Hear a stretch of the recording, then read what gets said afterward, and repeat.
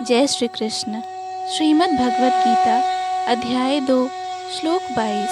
वासांसि जीर्णानि यथा विहाय नवानि गृह्णाति नरोपराणि तथा शरीराणि विहाय जीर्णानि अन्यानि संयाति नवानि देहि। जिस प्रकार मनुष्य पुराने वस्त्रों को त्याग कर नए वस्त्र धारण करता है, उसी प्रकार आत्मा पुराने तथा व्यर्थ के शरीरों को त्याग कर नवीन भौतिक शरीर धारण करता है। अर्थात अणु आत्मा द्वारा शरीर का परिवर्तन एक स्वीकृत तथ्य है। आधुनिक विज्ञानी जन तक जो आत्मा के अस्तित्व पर विश्वास नहीं करते, पर साथ ही हृदय से शक्ति साधन की व्याख्या भी नहीं कर पाते, उन परिवर्तनों को स्वीकार करने को बाध्य हैं जो बाल्यकाल से कौमारावस्था और फिर तरुणावस्था तथा वृद्धावस्था में होते रहते हैं। वृद्धावस्था से यही परिवर्तन दूसरे शरीर में स्थानांतरित हो जाता है।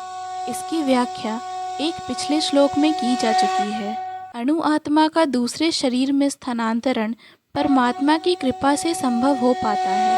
परमात्मा अणु आत्मा की इच्छाओं की पूर्ति उसी तरह करते हैं जिस प्रकार एक मित्र दूसरे की इच्छा पूर्ति करता है। मुंडक तथा श्वेताश्वर उपनिषदों में आत्मा तथा परमात्मा की उपमा दो मित्र पक्षियों से दी गई है, जो एक ही वृक्ष पर बैठे हैं।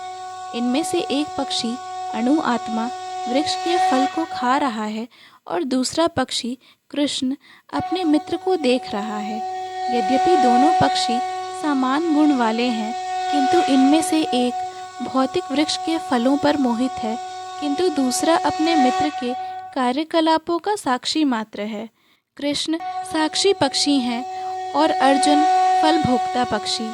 यद्यपि दोनों मित्र सखा हैं, किंतु फिर भी एक स्वामी है और दूसरा सेवक है। अणु आत्मा द्वारा इस संबंध की विस्मृति ही उसके एक वृक्ष से दूसरे पर जाने या एक शरीर से दूसरे में जाने का कारण है। जीवात्मा प्राकृत शरीर रूपी वृक्ष पर अत्यधिक संघर्षशील है, किंतु ज्यों ही वह दूसरे पक्षी को परम गुरु के रूप में स्वीकार करता है, जिस प्रकार अर्जुन कृष्ण का उपदेश ग्रहण करने के लिए स्वेच्छा से उनकी शरण में जाता है, त्यों ही परतंत्र पक्षी तुरंत सारे शोकों से विमुक्त हो जाता है। मुंडक उपनिषद तथा श्वेताश्वर उपनिषद समान रूप से इसकी पुष्टि करते हैं।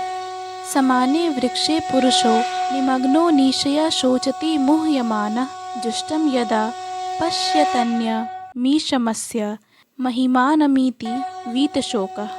यद्यपि दोनों पक्षी एक ही वृक्ष पर बैठे हैं, किंतु फल खाने वाला पक्षी वृक्ष के फल के भोक्ता रूप में चिंता तथा विषाद में निमग्न है। यदि किसी तरह वह अपने मित्र भगवान की ओर उन्मुख होता है और उनकी महिमा को जान लेता है, तो वह कष्ट भोगने वाला पक्षी तुरंत समस्त चिंताओं से मुक्त हो जाता है। अब अर्जुन ने अपना मुख अपने शाश्वत मित्र कृष्ण की ओर फेरा और उनसे भगवत गीता समझ रहा है। इस प्रकार वह कृष्ण से श्रवण करके भगवान की परम महिमा को समझकर शोक से मुक्त हो सकता है। यहाँ भगवान ने अर्जुन को उपदेश दिया है कि वह अपने पितामह तथा गुरु के देहांतरण पर शोक प्रकट ना करे, अपितु उसे इस धर्म युद्ध में उनके शरीरों का वध करने में प्रसन्न होना चाहिए, जिससे वे सब विभिन्न शारीरिक कर्म फलों से तुरंत मुक्त हो जाएं। बलिवेदी पर या धर्म युद्ध में प्राणों को अर्पित करने वाला व्यक्ति तुरंत शारीरिक पापों से मुक्त हो जाता है और उच्च लोक को प्राप्त होता है। अतः अर्जुन का शोक करना युक्ति संगत नहीं है। जय श्री कृष्ण। पूर्ण भगवत गीता के श्लोकों को सुनने और समझने के लिए कृपया हमें सब्सक्राइब करें। वीडियो पसंद आया हो तो लाइक और शेयर करें।